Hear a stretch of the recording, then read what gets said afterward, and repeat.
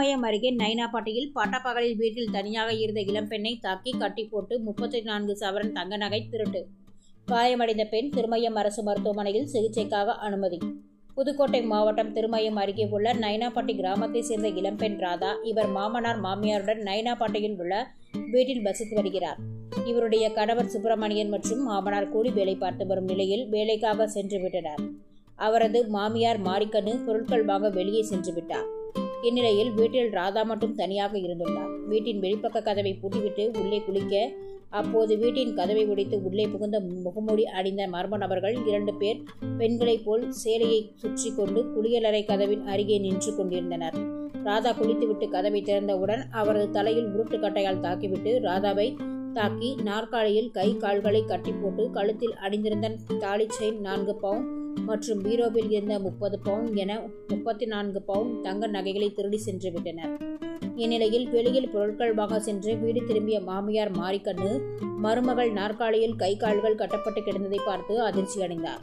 பின்னர் அக்கம் பக்கத்தினர் உதவியுடன் அவரை மீட்டு 108 ஆம்புலன்ஸ் மூலம் திருமயம் அரசு மருத்துவமனையில் சிகிச்சைக்காக அனுமதிக்கப்பட்டுள்ளார். இந்நிலையில் இந்த சம்பவம் குறித்து திருமயம் காவல்துறைக்கு தகவல் தெரிவிக்கப்பட்டது. தகவல் அறிந்து மையம் அரசு மருத்துவமனைக்கு வந்த காவல்துறையினர் திருட்டு சம்பவம் நடந்தது குறித்து ராதாவிடம் விசாரணை நடத்தினர். இது குறித்து திருமயம் காவல்துறையினர் விசாரணை நடத்தி வருகின்றனர். பட்டப்பகலில் வீட்டில் இளம் பெண்ணை தாக்கி 34 சவரன் தங்க நகை கொள்ளையடிக்கப்பட்ட சம்பவம் அந்த பகுதியில் பெரும் பரபரப்பை ஏற்படுத்தியுள்ளது.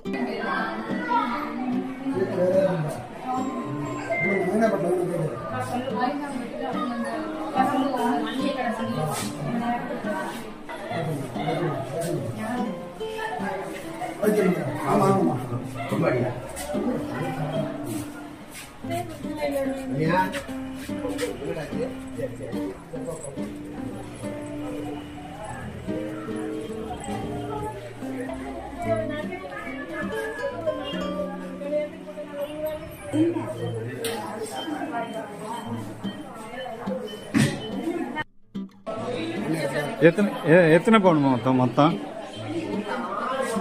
பவுன் கழுத்தில் போட்டிருந்தா சேர்த்து.